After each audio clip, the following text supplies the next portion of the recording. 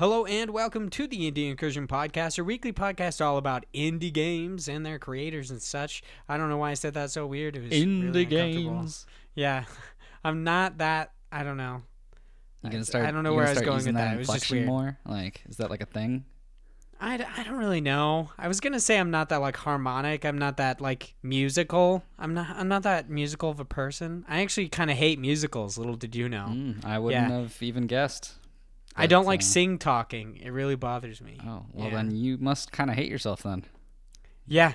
I'm hardcore self-loathing going on here. Nice. It's All right. It's a depressing life I lead. But this is an indie game podcast where we bring you the indie games news that you might care about. We talk about some indie games on Kickstarter, and of course, I bring Josh some random questions we talk about. Of course, they are pertaining to the games industry. No more talk of Josh's genitals, even though we never got there. I'm sorry, guys. Oh, we got close though. We did. We kept going lower and lower, you know? When we got to fears, I was hoping you'd bring up your genitals so I could ask about them, but you never did. Of course. You gotta ease it in. You can't flat out say it. Yeah, it's just, that's not socially acceptable. But of course, my name is Vaughn Hyde. I'm one of the hosts alongside the big Josh boy. How you doing today? Hey, I'm doing well. It's another fine Wednesday out here in sunny Florida. Oh my God, you just gave away the day that we record this? I can't believe it. That's just crazy. Don't you say that Everyone a was lot? I say it a lot. I'm Get pretty the hell out of here. Isn't like every day sunny in Florida though? Do you guys actually have bad weather? Yeah, I mean it rains. And then does it do anything else? No, mostly rains. But then sometimes when there's like a hurricane, it rains a lot, and then it like kills people and stuff. But you know, for the most part, it's pretty sunny and nothing happens. It's only like just like kills people. It's only a little bit out of the year, so it's How fine. many alligators do you see on a daily basis? Is it a lot? It depends on what area you're in. Like my job is kind of close to a golf course, so actually if I look out there, sometimes they'll be out there. So I guess no fucking way. Yeah, they're just chilling. I was totally joking. Fuck Florida. I'm never going to Florida. I swear to God, it's going to be like our millionth episode or something where it's like, oh, we're finally going to do Indie Incursion live, but I have to come to Florida. Nope. It's not going to happen. But what about Mickey? Don't you like Mickey? You want to go hang out? Huh? No. No? Shit about Mickey. Mickey. Damn. Sorry, Mickey. Maybe next time, Disney. Okay. All right. Anyway, what have I been playing? So that's what I was gonna ask. Let's get back on track. Beat me to the punch. So I've been playing a couple of games. The first one I picked up. I was gonna pick up that one game. What was it? It was like Path or something that we were talking about, where it was like the Indiana. Pathway. Yeah. So it was the Indiana Jones game. Didn't pick it up because instead, I went on Steam and I was like, all right, I'm gonna get this game. But then I got an email and it was like, hey, your wishlist game is in early access now. And I was like, what are you talking about? And so a couple weeks back, we talked about a game that was coming out, and it is called Deck of Ashes. So it's basically a hybrid approach of a card-based game, so kind of like a Slay the Spire. Yeah, I know, it's another card game. And Darkest Dungeon. So it's basically you're running around on this map, going to different locations, looking for resources, trying to find better cards, trying to find better like relics for yourself. And in the midst of that, there's on each world a giant boss that's like looking for you, but he's not really looking for you. It just says he is, and then eventually a countdown, depending on how long you go, he'll end up attacking you. But have you played Moonlighter yet? No, I have not. Ah, damn, I was going to tell you. In Moonlighter, if you spend too long in one section of it, like, you go into floors of these dungeons, and if you spend too long, a ghost will come up and just murder you. Wow. It basically just instant kills you. It's depressing. Oh, that sounds terrible. No.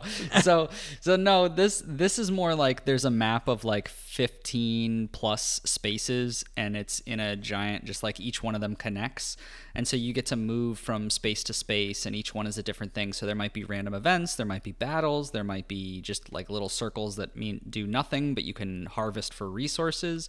And each action takes basically an hour's time in the game. And you go for a couple amount of days until eventually a giant boss attacks you. So you go through, and the game is very similar to a Darkest Dungeon type, where it really is grueling. It's like very difficult in the sense where the first world I played and I was like, oh, this seems fun. And I'm on the normal difficulty, which is basically 3 difficulties up. So there's a 4th one that's higher. But this is like this is how the game is meant to be played. And so I was playing in the first world I went through, and I was like, this seems okay. Like, it doesn't seem that bad. And then the world 2 came, and I was like, oh, man, this is quite a spike in difficulty. What a difference. And it's pretty annoying because the way it works is you're given a deck of cards, and you keep getting new cards, but every time you play them, in every battle, they become burnt, and they become ashes. So then, at the end of each battle, you have to spend this, like, rest points where you can either renew your cards, get your health back, or craft new cards. And so it's like, at first, it's okay because you don't have a lot of cards, and the enemies are, like, easier to deal with. But as you get further and further, it just becomes this terrible choice of like mixing resources of like, well, I don't have enough cards, but I also need health, and I don't have this, and blah, blah, blah. And it just keeps going back and forth. And it's one of those things where I kept playing for a while, and I just kept getting frustrated. And I was like, I don't want to do this constant management and have to get pissed off because the game seems very strange, like in its relation to fighting the enemies and how the deck building works, just because I don't like that every time. Like, basically, how it works is when you run out of your cards, they all turn to ashes. You then get another card that's put in your hand each turn, and it's like you can decide if you want to get 5 random cards and take 20 life points of damage, which is terrible. So it sounds like a pain in the ass. It is a pain in the ass. So I was like, I kept trying it, and eventually I just said, you know what, I'm going on the lower difficulty, and it gives you more health, and it's not as terrible with once you die, you have to start the whole game over. Instead, when you die, you start from the level that you were on, so it's like not as bad. But then I ended up getting an email, which goes into my game too. I got an email from Double Fine Studios that I was invited into the closed beta for their new game Rad. And I've basically just been playing that and kind of left Deck of Ashes because I was like, I'm not really that into it anyway. So, I mean, it's a good game, and I will probably go back. It's just, it was a bit much for me to get my head around at first, and I just probably need more time to sit with it. But Rad, on the other hand, is, making a lame joke, pretty damn rad. It's good. Even for a closed beta, it seems like this is the kind of game where I feel like they could have just released it, and people, some people probably would have been like pissed, like, this isn't like a finished game, but people still probably would have paid for it and been like, yep, I like it, because basically the way this game works is you take place after not one but 2 apocalypses. And you're in this village. That just seems excessive. I know, it does. And the game, if you've ever played a Double Fine studio game, which many people have, it always has a very quirky, like, sense of humor. So it plays into the fact that it's a ridiculous kind of scenario. But basically, you come into this, and you're this teenager who has to fend for his village. Kind of reminds me of Fallout for obvious reasons, that it's, after an apocalypse, and you're going out into the world after events happen because you need resources for your city. But basically, it's a 3D adventure roguelike style game where at the start of it, you're very weak. You just have like a baseball bat or a different weapon if you end up choosing it, because you get them later on. And you basically walk around and you start hitting these weird mutants with a bat, and you start jumping around, and that's pretty much it to it until you get your experience high enough. And every time you level, you get a random mutation. So the mutation is out of everything in the world. There's a number of different things that keep coming through. And essentially what happens is you could get bat wings for being able to like fly up really high and float. You could get a head that explodes, kind of like Ghost Rider, where your head turns into a flaming skull and you get to chuck it at people and have it explode. You can get giant crab legs and go down into the ground and be able to like pop back up and attack people. It's very I interesting. don't know how crab legs help you. Yeah, I don't know. Just because you can become this crab monster that can go up and down. I don't know why it happens, but it's a thing. So just deal with it.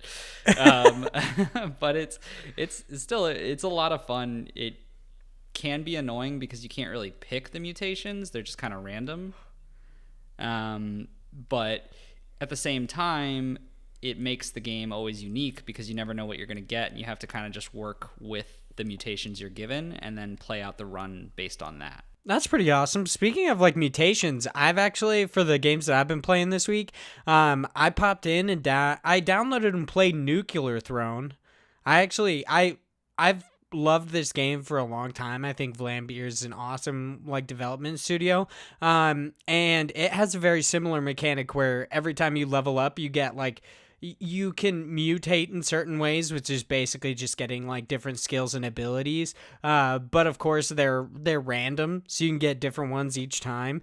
I realized that I like to build my characters being like super bulky and using shotguns that like their bullets bounce off shit, so I never have to worry about attacking anything.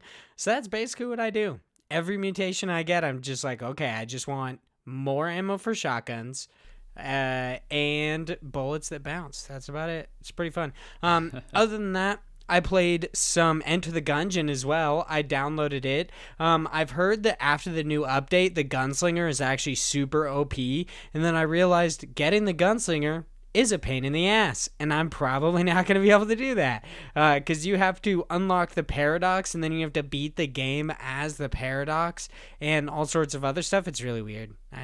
Other than that, I'm also playing another game, but I can't talk about it because I'm under embargo for it. But it is very fun, and I'll talk about it next week. Yeah. So secretive. So cool. Yeah. It's so much fun. It's so secret. But it's time to pop into our news stories for today. Get into the real meat of our podcast. Our first news story is over on Polygon. This written by Patricia Hernandez, and it is No Man's Sky players have spent months mapping black holes. So honestly, this is a long and meaty article. It takes a long time to get into it takes a long time to actually get into it, but it comes down to, it seems like No Man's Sky actually had black holes beforehand, but they didn't necessarily go anywhere. It wasn't anything like really cool. But after an update, and I don't think it actually says which update, or if players even know which update, the black holes became somewhat of like a highway. It took you to a certain place. These players found out that you could go through, and everyone had it happen. So if you went through a specific black hole, you'd end up in a specific place. So a bunch of players banded together, and they've started mapping these black holes to make like an interstellar highway. And they call themselves the Black Hole Suns, which is all right. But yeah, they're mapping black holes. It's so cool. On this article over on Polygon, it actually has it separated based on platform. So PC has 902 entries. That's 902 black holes mapped, I'm assuming. Entries. PlayStation 4 has 1,838, and Xbox has 305. I'm assuming the reason the PlayStation has so many more is because I'm guessing this feature actually took place before No Man's Sky came to other consoles, and it was only on the PlayStation 4 and PC. I'm assuming that's why Xbox has so little, but that's, once again, I have to say it a third time, an assumption. Just in case. I don't know. Do we know the reason like why these black holes are showing up? Like, is it just our new ones? I think it was actually just built into the game. I think it was black holes were initially in the game. Like I said, they didn't really like necessarily do anything. It says, do you step into the black hole, try your luck, or do you continue on your way? Players venture forth, treated to a delight of the senses. Hello Games interpretation, what traveling through a black hole must look like, and then you'd arrive on the other side completely lost. There's no way to tell where the black hole will send you, but a little thrilled. So I'm assuming I don't really know. Yeah, I don't know. Like, It's the kinda reason why weird. I ask is because you'd think that maybe it's versus like some kind of player base action, like they're causing more black holes, or maybe because there's like I really don't know, but just trying to figure out like why that would be different. Like, why would they have coded something where there would be just a immense amount more of black holes than a different console base, which I can't imagine that it's much different from the code base that they're creating this. Like, I don't know what their reasoning behind that would be. So I just don't understand why there's so many. But regardless, that's really not the point of this article. That's more me just being interested. But the crazy thing is just, man, where do people find all the time to do this? Yeah, this is pretty. I mean, I've played some No Man's Sky. I have not put this much time into it. Fudge. I swear to God, somewhere in here it says, curiously, the coordinated with these black holes are constant throughout. Okay, yeah, they're constant throughout platforms. So these black holes exist on every platform. It's just Xbox, the player base hasn't mapped them as much as PC or PlayStation 4 has. Okay. Yeah, they're all the same. It's just who's mapped it. Okay, that makes a lot more sense. Yeah, I was so confused because I thought that was them saying like they've completed everything, and those are the ones that were left, which was weird. No, yeah, these are the ones they've done. Which it's kind of interesting because No Man's Sky is a procedurally generated universe, so these black holes showing up are kind of just, well, it's random that they showed up, I guess, in the places that they did, and I'm wondering if that means that it's constantly creating more. Yeah. Like, it's kind of it's weird. No Man's Sky is so cool. I'm so excited for the Beyond update. There's so many amazing things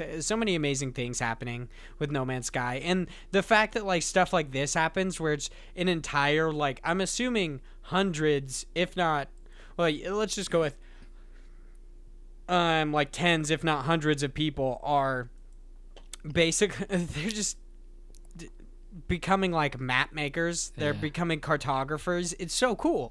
I've never had a game that actually made me want to map black holes or just map in general, but this is awesome. I mean, I'm very excited. Yeah, the dedication for fans is pretty inspiring in some ways. Like, it's very interesting how someone can get so into something that they decide, you know what, I'm going to dedicate all of this time to map out the game. I mean, it comes into a lot with people who do, like, you know, wikis or guides for video games, but this is one of those things where it's like on a very specific scale.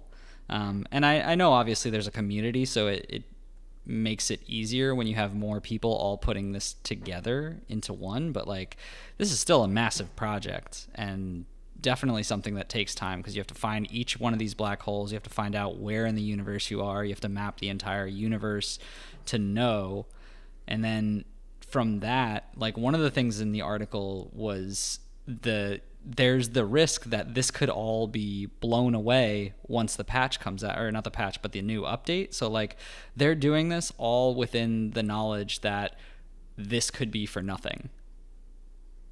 Yeah, I don't think that Hello Games has like set precedent yet with an update, like a large update coming out and then it deleting anything from the game already. I'm pretty sure that they're just working on expanding the game. But that is true. Yeah, with an ever-evolving game, you never know what they're going to take out, especially with this like dramatically cutting down on travel times. A big part of No Man's Sky is actually traveling between galaxies, and some of it takes a long time. That's the whole point, that they're mapping these black holes. Yeah, I'm so excited. No Man's Sky, the community for it is just massive. Even before, I believe the most recent, the biggest patch was Atlas Rising, which kind of brought a lot of people in. That's what brought multiplayer, and the ability to like edit your character and do a third-person view instead of a first-person. It brought a lot of people in, but the community was massive beforehand. They actually, like, there's an entire holiday that was created in the game just from players. It's called like Reclamation Day or Unification Day or something like that. It's awesome. The player base is just kind of changing. I mean, I guess the whole point of the game is to change the universe. Right. Well, it's to get to the center of it, but I don't really know if that's kind of the point anymore, because once you got to the center, you just were forced to the edge again. Yeah, I don't know. I don't know. But I mean, hopefully it doesn't ruin their work, and they just get a ton more black holes to start mapping out. Yeah, hopefully. Speaking of not ruining your work, our next story is over on Twinfin. It is written by Alex Gibson. It is Very Little Nightmares, revealed by Bandai Namco for mobile. The trailer showcases gameplay. It really doesn't. I don't know why he said it showcases gameplay. I think of things showcasing gameplay as actually showing you how the game works, and the trailer was just like, hey, 6 walks across. Yeah, that's just a weird thing. There's a new Little Nightmares game on the way, but it's only coming to mobile. Bandai Namco today announced Very Little Nightmares, a prequel to the critically acclaimed puzzle game, which will launch on iOS soon, in quotation marks. This game is not being developed by the original team, which is Trazier Studios. I don't know how to say that. It is instead being developed by Alike Studio, the creators of Love You to Bits and Bring You Home, which I've never played either of those games. No. I have played through Little Nightmares. I liked it a lot. I even bought of course, I bought the collector's edition so I could get the little statue of 6 because it's really cool. Yeah, I'm so surprised. I know. Me spending my money on dumb physical goods, is very surprising these days. It really is. But good to hear you did it for this one specific thing, so it just works out for the story. I'm actually really excited for this. I have an Android, so I can't exactly play this, but it's eventually when it comes to Android, it'll be cool. I'm gonna play it. Hopefully, it doesn't ruin anything. Is there talk that it will come to Android? It says only iOS soon, right? Yeah, it says the launch on iOS soon. I make a lot of assumptions. Yeah, just assuming that it'll come out. Yeah, we'll see. I hope so too, because if not, I'll just have to use my wife's phone and play it there, I guess. My fiance does not have an iPhone. I'll have to steal my best friend's phone so I can play it on his. I'm sure he won't miss it. Who needs a phone? Nah.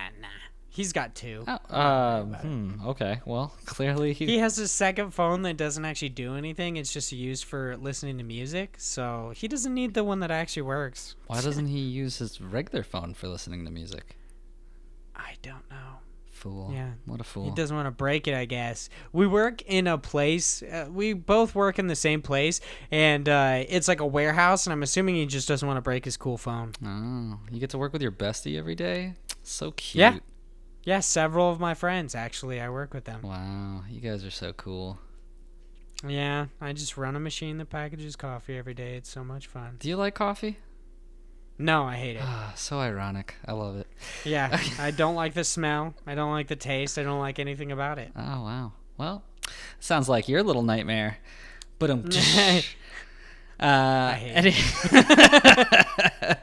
Anyway, yeah, it sucks because I've never played Little Nightmares, but I see it's on my wish list and it's on one of my backlog items that I really want to actually get into.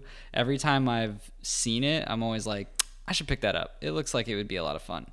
And this seems to have the same general concept to it. So whenever, I hope it does, it comes to Android, my survey money will be ready to get thrown at it. Your survey money? I've got like $5 right now. Just sitting I'm gonna there. ruin something for you right now. Shut your face! Don't you ruin There's anything. There's no cards in the game. There's no cards. Oh yeah, well, no I cards. can't do it. I mean, what's the point of even playing it if it doesn't have a card system? I know. Yeah, that's what gets me. It's really. Hey, does Rad have cards? Does Rad have cards? No, it does not. Why are you even playing? I know. What's wrong with you? Come on, dude. I mean, I did stop, so I guess it's dumb. Speaking of dumb, our next news story is over on IGN. It's freaking dumb. It's written by Colin Stevens, and it is Minecraft movie gets 2022 release date. This was announced on the Minecraft movies. Nope. It's just It was announced on the official Minecraft website. Okay, Wow. that's what I was looking for. It's directed by Peter Sollett. I don't know how to say his name. Maybe. Solid. Yeah, maybe. Yeah, he's writing and directing the feature-length film, and he's known for his work on Nick and Nora's Infinite Playlist, which I actually enjoyed. Yeah, I like that movie. Good movie. The Minecraft movie will follow a teenage girl and an unlikely group of adventurers who, after the malevolent Ender Dragon, malevolent. For some reason thought I didn't read that correctly. Malevolent Ender Dragon sets out on a path of destruction, must save their blocky overworld. At this point, how is there still unlikely groups of heroes? Like, the most unlikely group of heroes are actual heroes at this point. Yeah. Because it's always, like, a group of children. Which I'm not, like... I like that. I'm a big fan of Stranger Things. I enjoy freaking kids going off on crazy journeys. Crossing Souls, awesome game. Kids on a weird-ass journey. But at this point, it's not unlikely anymore. It's much more likely to actually go on an adventure as a child than it is to go on one as an adult. And or hero. Mm-hmm. Really. Yeah. Yeah. Well. So are you just so excited for the Minecraft movie, dude? Dude, let me tell you, I'm gonna buy like 15 tickets just so I don't have to sit near anyone. You know what I'm saying? Just enjoy it. Yeah, just buy out a whole row. Yeah, I'll just buy out the whole theater, every single one. I don't know why you wouldn't. This is a blockbuster feature Get it? 2022. Blockbuster. Oh shit! Damn, good one, Vaughn. Didn't even know it. Unintentional pun. No, not at all. This reminds me, like, the best way that I could think of this is the Emoji Movie. That's exactly what I thought of. Yeah, I'm not even joking. It's a movie that I feel like does not need a movie. This whole the premise, the Minecraft movie will follow a teenage girl and an unlikely group of adventurers. Like, why? What does that have to do with Minecraft? Also, Minecraft has there's nothing in it. It's just build shit. Like, I don't understand. Why does this need a movie? But Steve Carell is excited for the Minecraft movie, so I mean, apparently, I didn't actually watch the video that's attached to this IGN article, but it does say Steve Carell is excited for the Minecraft movie. I mean, definitely sounds like just eye candy, but yeah, it's just there to catch you and make you play the clip there. He was supposed to be the one of the voice actors in it, but then couldn't or something. Also, this movie, like, if you look at the history of it, this wasn't meant to be made. Like, this has been going on since 2014 and has been dropped by everyone. Which does not bode well. I know, yeah. Every movie that consistently starts and stops in production generally ends up being a gigantic piece of shit. So, and it's all reasons of creative differences or people just being too busy doing other stuff, which means no one is taking this seriously except for maybe the one guy who is and is causing creative differences. Yeah, Steve Carell. Damn it, Steve Carell. Why can't you just let us have something nice? Does this mean, 2022, if the Minecraft movie comes out and is shit, I can blame Steve Carell? I mean, yeah, that's the only thing that makes sense to me. If I ever run into Steve Carell, I can make sure I tell him I blame him. And then I'll make sure I tell him that you gave me permission to blame him. All right, so, I'm sure he'll understand.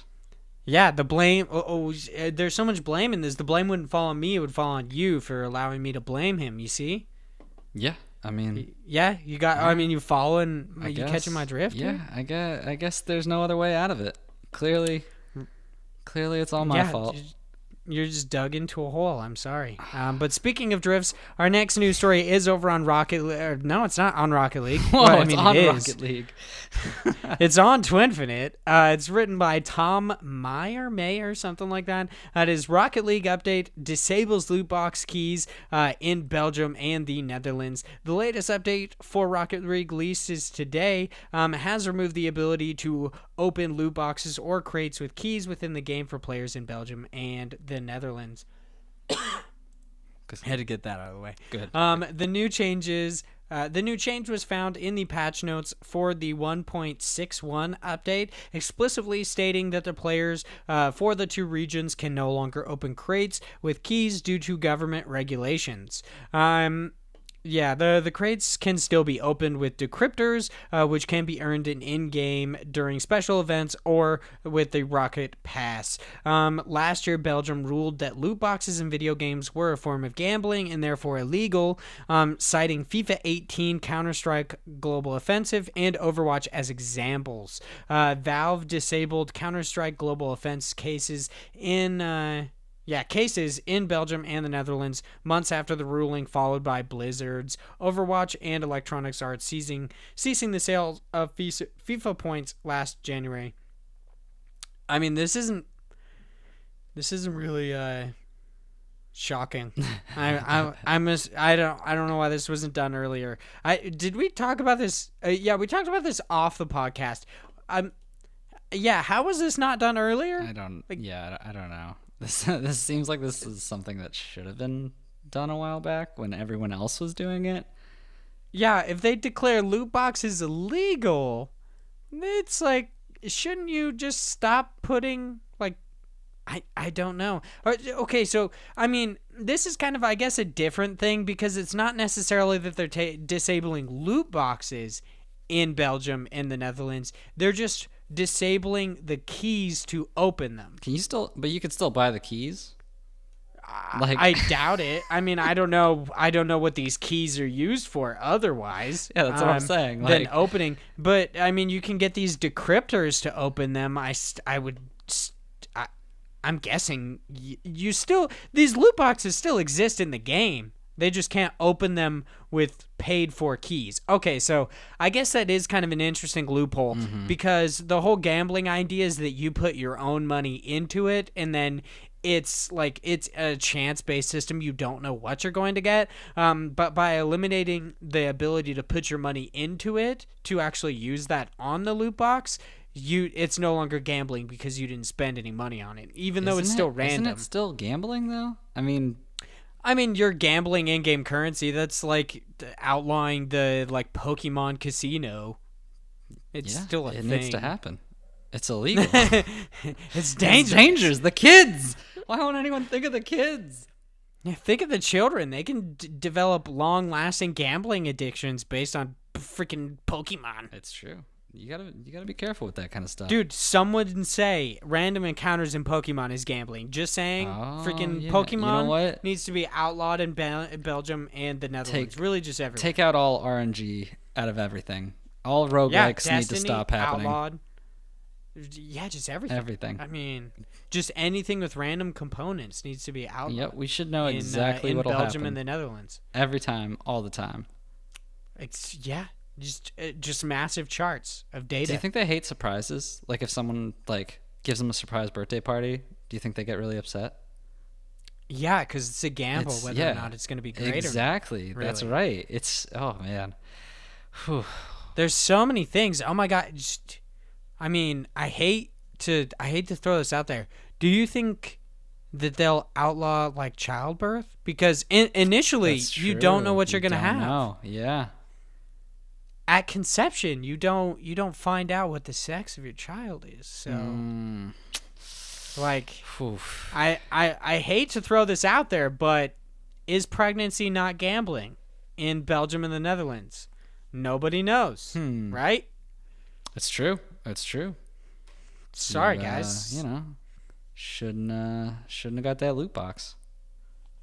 I mean, it's a slippery slope, Josh. It's very slippery. You let somebody buy a loot box in a game, next thing you know, they're having a baby, and something bad happens. I feel like that could have been a better analogy, but sure.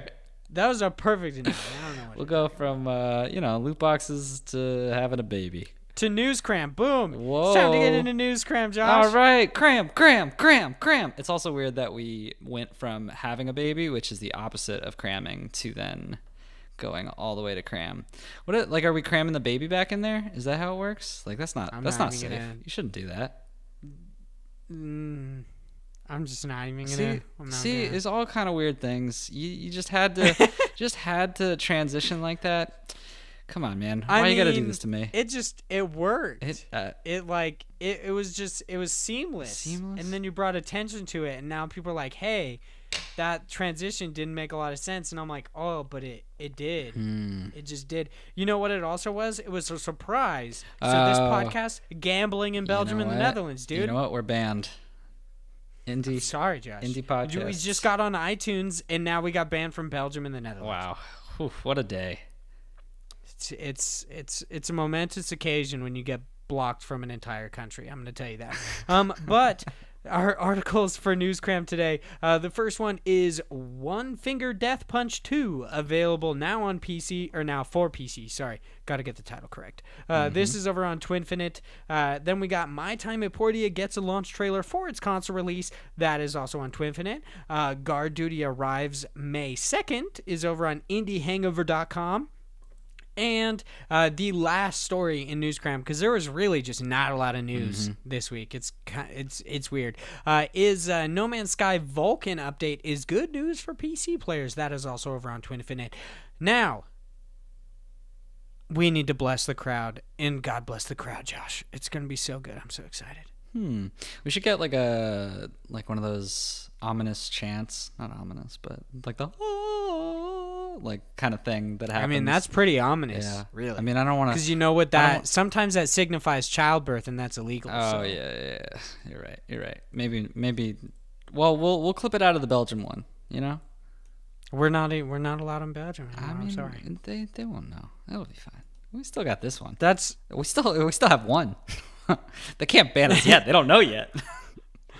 That's true. This hasn't happened yet. I could cut all this out, but yeah, but that will I though? Nah. That's gambling right there. You don't know. Oh my goodness. Everything on earth is gambling, dude. This is everything. It's live in a box, okay?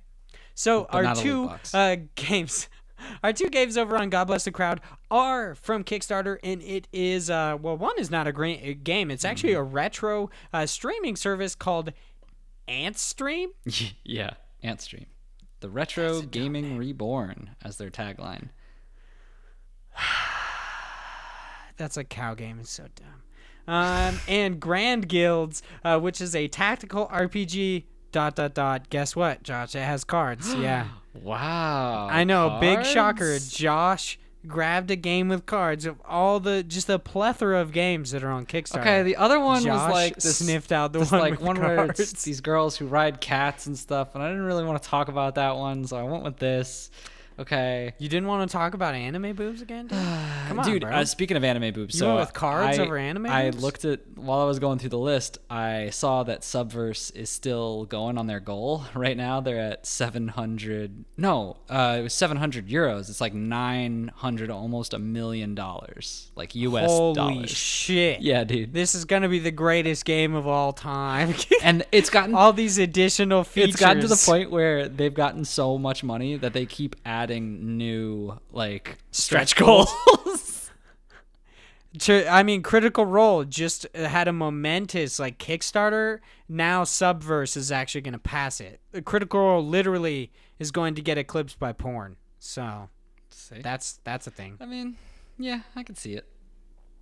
Okay, so Antstream. They currently their goal is $65,288. They have $48,401. They have 22 days left to go. The brief, like the what am I looking for? Summary. I always get summary mixed with synopsis, which is just so weird. Those are I don't know how. So different in level of complexity for the words, though. I know, it's just a thing. So the brief summary of what this is, it's a streaming platform for retro games that supposedly they're going to allow it on your consoles, your tablet, mobile phone, PCs, all that good stuff. The real question that I had was, what games are you going to have? And boy, do they not have the games I want to play, Josh. So they have a shitload of games. You can find the complete list of games on our website, but we have already secured the rights to more than 2,000 games that they're going to add later. I think currently, how many games do they have? I think it says like 200 or something like that. They have a decent amount of games to start out with. So that is really nice, but I'm going to tell you right now, the games that people games. 400 games? Okay. So I checked that list, and I'm assuming like a decent amount of people are going to want to play these games that are licensed by Nintendo. And if you know anything, Nintendo is not exactly great at sharing licenses with people. They, of course, like infamously did not allow people to show coverage of Nintendo games on YouTube without being part of their partner program for the longest time. So I doubt those are coming anytime soon. Let's be real here. Yeah, I don't. Because I really wanted to play Earthbound, and I wanted to play any Legend of Zelda game. And I'm like, cool, I guess I'll just have an NES Classic and an SNES Classic. No big deal. It's fine. Yeah, I don't think so. That's okay. So that was one of the reasons why I put this as one of the things, because it's not, like I said, it's not specifically a video game that they're trying to back on Kickstarter, but it's a whole platform, it's a whole service, and it just seems really strange because it's like this. It's this group that comes out of nowhere and decides, let's take games that aren't ours and make a library of them. And it just seems... Not just that. It's also like they're trying to make a community. It's because they include like social aspects to it where you can join groups and stuff like that. I mean, it's a really cool idea and a really cool platform. I mean, I would say you also have to worry about bandwidth, but I don't exactly know how much bandwidth is like running a retro game would require. Yeah, I don't really know, and I think there's a lot of liberty with that just because these are much older games, and it's probably also easier to get a lot of these licenses just because most of the companies, well, I don't know about easier. I mean, some of these companies probably don't. Well, I don't mean easier as in like you could just ask and they'll be like, oh yeah, sure, but as in like it's overlapped where there's really not a lot that people are going to care if these get used, I guess, and it's some developers might even be more into it, like if they're still around, just for the preservation sake of things. But it's definitely very strange. Like it still confuses me how they're getting these licenses, but it does seem kind of cool because what they're doing is they're adding these like if you look at the thing, there's like play solo challenges and challenging your friends, so that stuff that you were talking about with the community of like it kind of reminds me of what they're doing with like Nintendo Switch of having the trade-off of having people play the same one-person game but like switch between controllers across. I don't know if they're going to be able to do anything like that because that obviously takes reprogramming for some of these games, so this would probably just be more streaming, but it reminds me a little bit of that to try and build up the like making these games that might be a one-person game to try and have people actually like play together with it, because this is more for like beating high scores and things like that instead.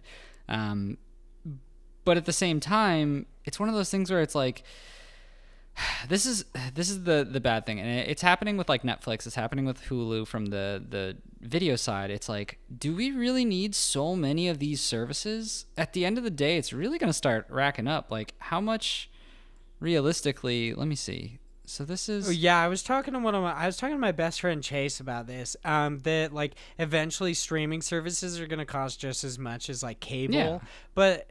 I mean, he did bring up a good point. That's like assuming that everybody's going to subscribe to everyone or like constantly, which I don't. I have like Netflix, I have Hulu. We technically have Amazon Prime, but that's because my fiance has Amazon Prime. And I have Funimation to watch dubbed anime because I'm a filthy casual. So gross. It's like, and I don't need any more than that. Well, I mean, I'll probably get Disney Plus to watch The Mandalorian in November, but that's an aside. Stupid Disney. But anyway, like, yeah, because this would be, so in the season backer, the access is about $37 US, and it's getting access to Antstream at launch with 6 months of subscription. So $37 for 6 months. So this would generally be something where you're getting a discount for now. So like, what is this service going to cost normally? That is low. I would assume like no. I would assume like $15 a month. 15 a month, you think? That's I mean, that would be like Yeah. I don't know. I would never do this. Like, and granted, maybe there's people out there who would be more into this, but like this style of game, like I would never justify paying $15 a month to play these games. And I know there's definitely games that are worth in relation to older generation games, but like there's a lot of bad games too. And I'm assuming this like isn't going to be all 4,000 titles of bangers. Like this is going to be a lot of stuff to really sift through. Yeah, I mean, it is cool though because you get to experience these like good and bad games without having to worry about like collections anymore. Because before this, I mean, yeah, there are like, I guess you could do emulators, you could do the mini consoles and stuff like that. But emulators aren't hard to find, but like mini consoles with the games you want might be hard to find unless you're like shooting for like a Raspberry Pi or something like that. There was like, I think somebody turned an NES Classic into a Raspberry Pi, which is pretty cool. Yeah, that's interesting. Yeah, but it'll just make it easier to access these old like retro games, which I think you've said, it's really cool. And not all of them are going to be great, but that's kind of the nice thing about spending such a small portion on it and getting such a large access to games is that some of them will be great and you get to shift through all the shitty ones. Great. Which I guess is kind of like, yeah, it's kind of like Netflix's whole thing. It's like, yeah, we've got 3 good things on here. And then we got like 100 shitty ones. Just figure it out. Yeah, something like that. It seems like the business model of all streaming platforms, if we're being honest. Something that I find really cool about this, though, is it seems like they said when they add new games, it goes through a couple of different things. First, they acquire the rights to the games, and then the community actually votes on the game. Yeah, I thought that and was then, cool. the people who get the most votes, those are the games that come on. I'm assuming first, not like just in general. But that is really awesome.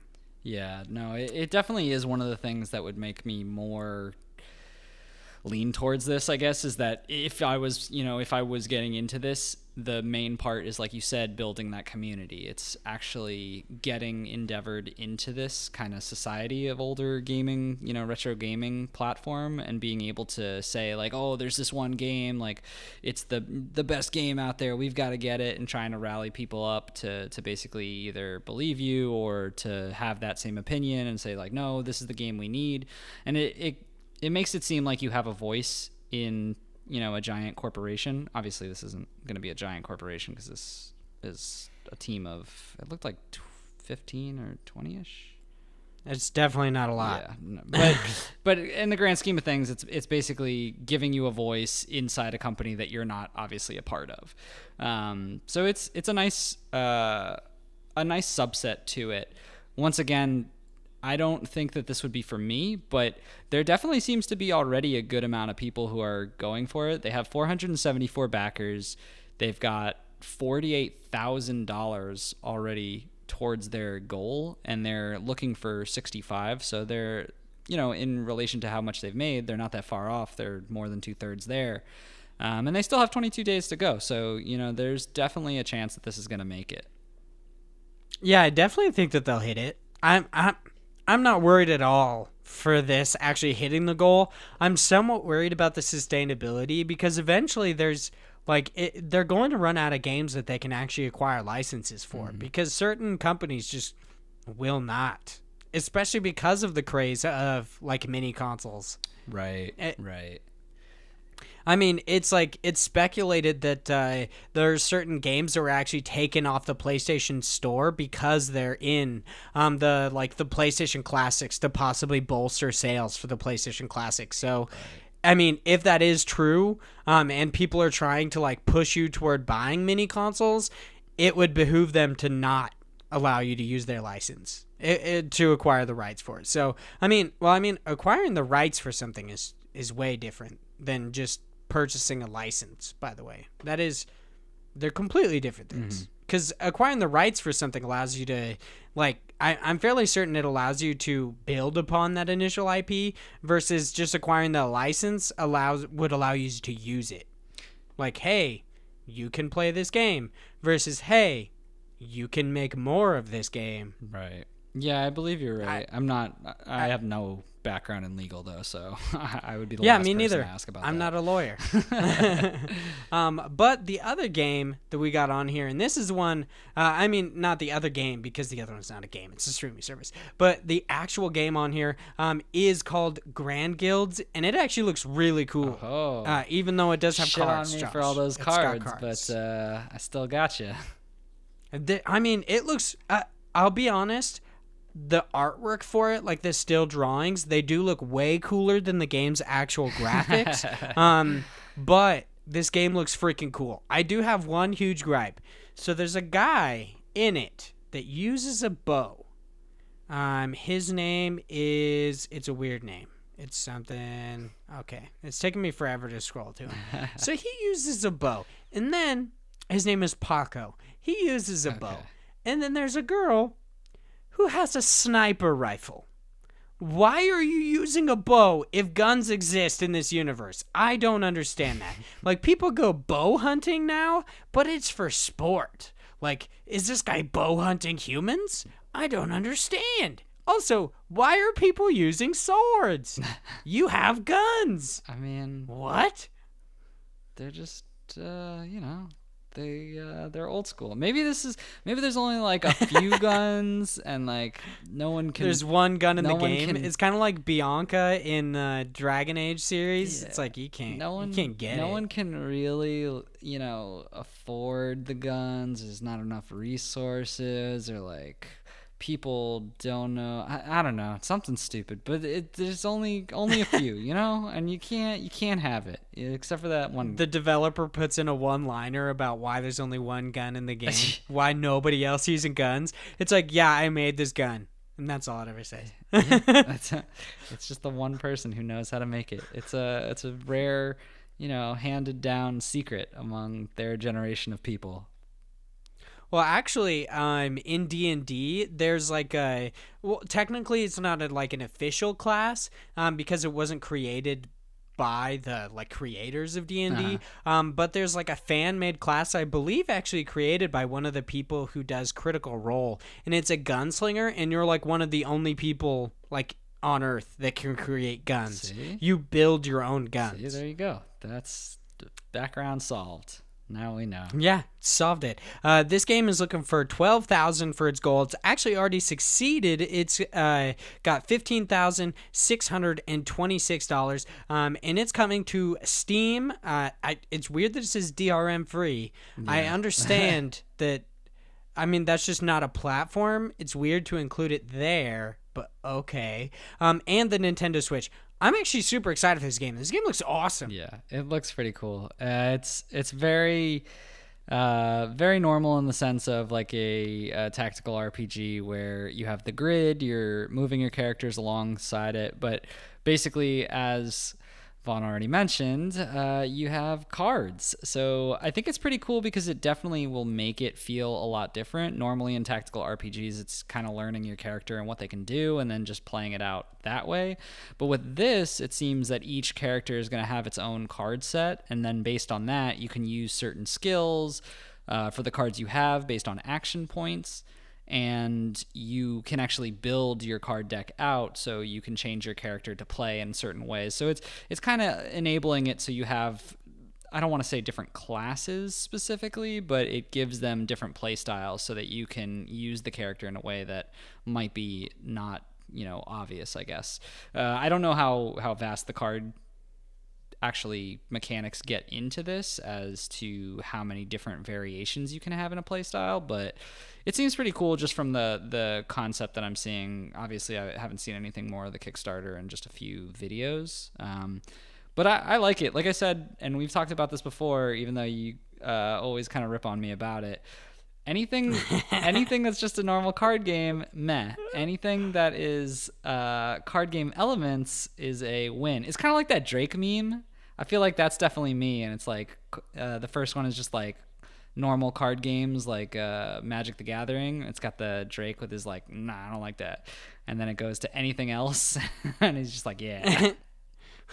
It's like tactical RPG with cards. You're like, dude, you got me. I don't know how you did, but you that was a loop-de-loop. You got me. Yeah, see, right.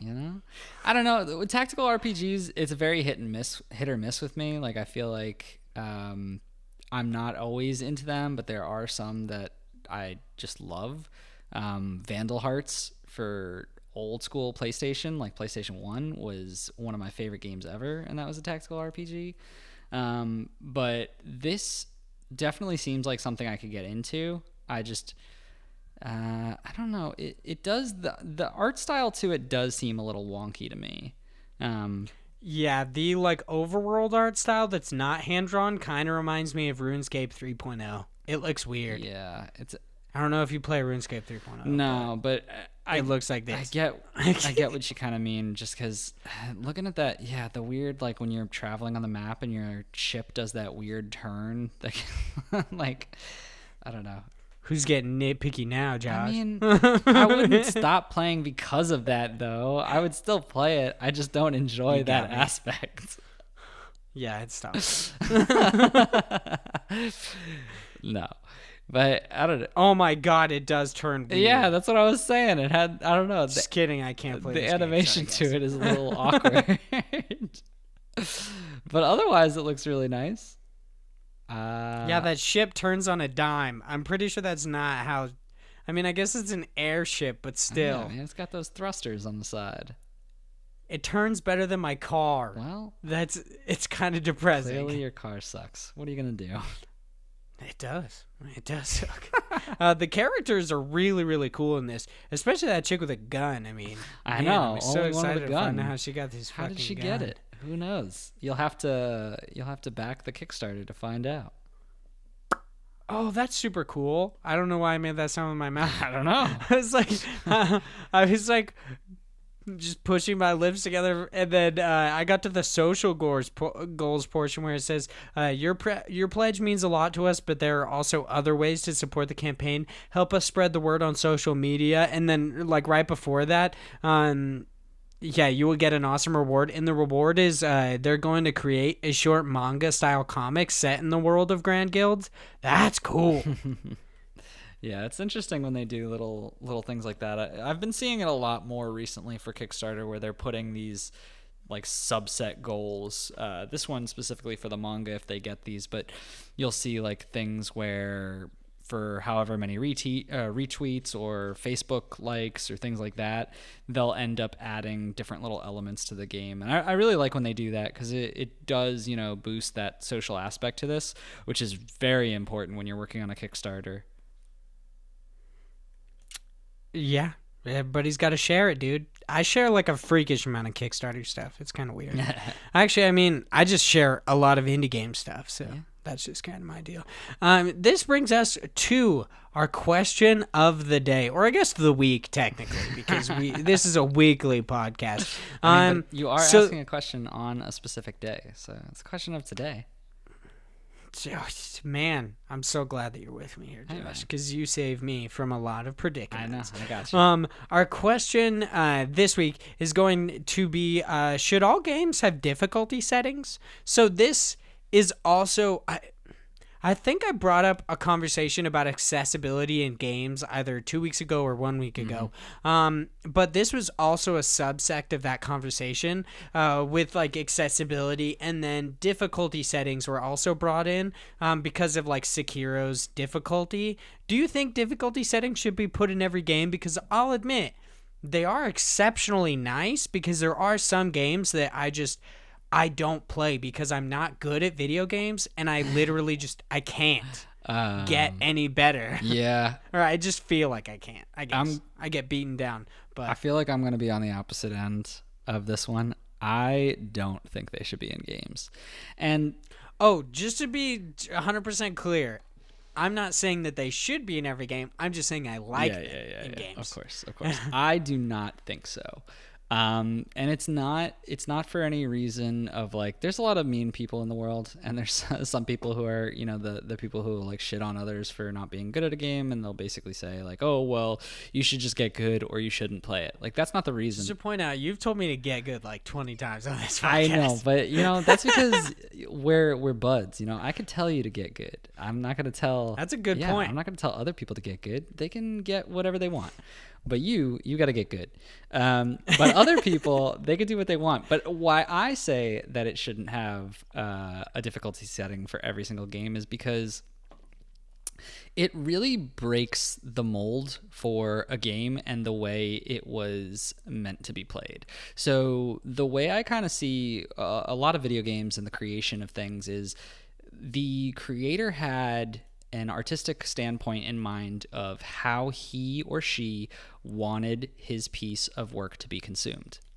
Granted, I know there are, different things where in like art styles or movies, you can have a different interpretation.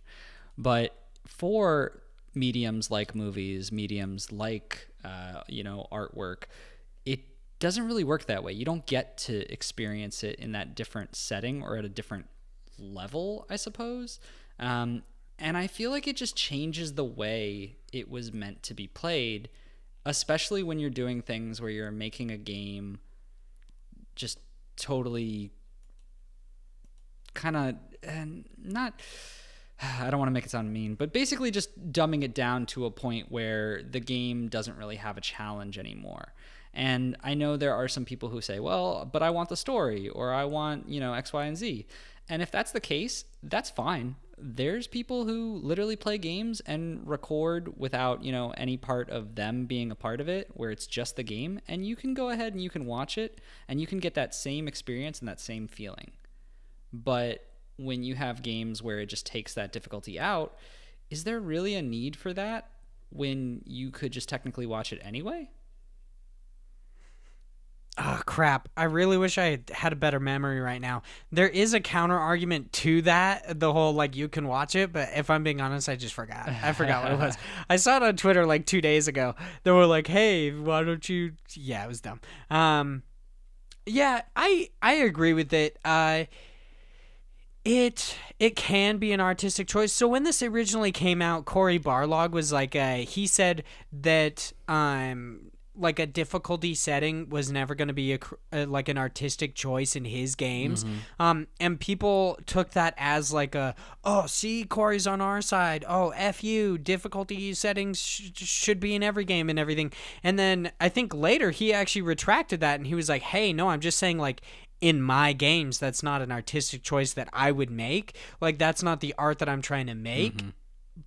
But I think he actually said like he stood with From Software when it came to Sekiro and their games, that like if that's the choice that they're making, then let them make it. Yeah. You shouldn't force anybody to create a certain kind of art. Mm-hmm. It's complicated, just like accessibility, just like anything else when it comes to like art and games. Like this is my friends on my other podcast. We had a conversation about difficulty settings in games, and it came down to, like, yeah, we want it, but how are, like, it's going to cost money, and it's going to cost developers time to actually do that, I guess. I mean, this is speaking from a pure place of ignorance when it comes to game development. Like, I've done a small portion of game development, but I could never make something like Sekiro or like a FromSoft game. So I'm not going to say that I know anything about it, but it does seem like it would be like dramatically changing the game, because those games are meant, like you said, they're meant to be played that way. So I guess, yeah, I'm going to fence sit on this one. I'm not for or against it. But making me look like the asshole picking a side. Well, no, I would totally be for it if we could guarantee that this wasn't going to force like developers to like kind of crunch or do anything. Like if it wasn't if we're not forcing them to do it, well, I mean, yeah, I don't know where I'm going with that. Yeah. It's like, here's the thing. I just don't think it makes sense, because this is someone working on something. And granted, I know that there are, they're creating an item that they obviously want people to consume, but if they're getting enough people to consume that good and they're happy with that and they like that consumer base, then that's fine. That they're a company, they make those decisions. I don't think that we should put a hard label that everyone has to do X, Y, and Z, because it's just those kind of regulations aren't necessary. Like, it's that kind of thinking that will cause games to always have the same kind of formula, and I don't obviously want that, because it dulls out creativity. It dulls out the way that you can make a game, because if you have to then consider every time you need to, oh, well, if I make this game, I have to think about the difficulty levels, and then I have to change things about it, I have to X, Y, Z, it breaks the game a little bit, because it's not a clear, concise, this is how the game is played, this is how it works. I mean, there's also something to be said about, I mean, it seems like not many people are being really clear is what they mean when they say it's an artistic choice. And I mean, I think the reason that they're saying it's an artistic choice is because a lot of time the difficulty setting is actually tied in with the narrative. Yeah. So like in Celeste, for instance, that was my the example. reason it's so hard. Yeah, the reason it's so hard is because it's meant to be grueling. It's meant to be her journey. You're experiencing the difficulty just like she would, and you feel just as accomplished as like when you finish the game as your character would. So I understand it both ways. I understand that everyone is like, oh, but I want to play the game and there shouldn't be restrictions to who can play it based on their abilities, which totally makes sense. But then of course there's like the, oh yeah, you can watch it, but of course that's not at all as interesting as playing the game. So it's complicated. Everything with like art is complicated because you never know how people are going to receive it. It's annoying in a way. Life is annoying, yeah. Okay, John? I mean, a little bit, yeah, that's definitely true. I just go into it being, they're a company and they can make their own decisions. I think at the end of the day, if a company hears their audience and there's enough people that say, hey, we want something like this, then they can consider it. But, they know what they're doing, they know what they're building, and I think if it doesn't make sense from their eyes to put in a different setting for that or a different difficulty mode, then that's the way they intended it, and that's just how it's going to be. I should also say that there's kind of a negative stigma to the whole get good army, like all the people who play the like FromSoft games, or they play like difficult games, and instead of helping you they tell you to get good. Of course it's a dick move. Yeah, it's totally mean. But I mean, there are some of them that say it because they're being assholes, and there are some of them that say it because they're like, no, there's a massive amount of like gratification you get from beating this game with no help. Like me personally, I go through like all FromSoft games that I've played. I do not do it in co-op, because I want to experience that myself, and I've heard of like how amazing it feels to like beat a boss in Dark Souls after like ramming your head against it for hours. I understand how it feels, so I understand the get good people as long as they're not being assholes, which sadly a large amount of them seem to be assholes. But there are some good ones that just want you to experience it. Like they just want you to experience it. They don't want to ruin it for you, I guess. See, so that's all I'm trying. That's all I wanted to say. Not all these guys are assholes. I have some friends that are get good people, and they are that way because they've experienced it, and they're like, yeah, it's amazing. I want you to love this series as much as I do, but it's not going to be as fun as if it's not going to be as amazing as it would be if I help you, kind of a thing. Yeah. So yeah. But I think this about ends it for this week's episode of the You Guys. No, not my other podcast. This is the Incursion Podcast. What podcast are we on? I almost did the outro for my other podcast because I just got totally distracted. Yeah, that was definitely not meant to be a shameless plug or anything. Just thought I'd get it out of the way. this brings it to the end of the Indie Incursion Podcast. Thank you guys so much for listening. Of course, we post new episodes of the Indie Incursion Podcast every Friday. It uploads to Spotify, Google Podcasts, iTunes now. We got it on YouTube. You can check it out on Podbean. I'm going to try to get it on other podcast services soon. We got like Pocket Cast and Castbox and all sorts of other things. So it's going to be coming to a lot of different places near you, I guess. Kind of, not really. Probably just the thing in your pocket. So thank you guys so much for... Yeah, it's very near you. You guys can chat with me outside the show on Twitter at Hyde Legion, and you can follow Josh at _George. And of course, check out all of his written content over on parallaxmedia.one. Those guys are putting out a lot of really, really cool content. I just put out the podcast, so I don't have to do a lot. It's very nice. Fucking slacker. But that's it for us today. Thank you guys so much for listening, and I hope you guys have a great week. Bye, guys.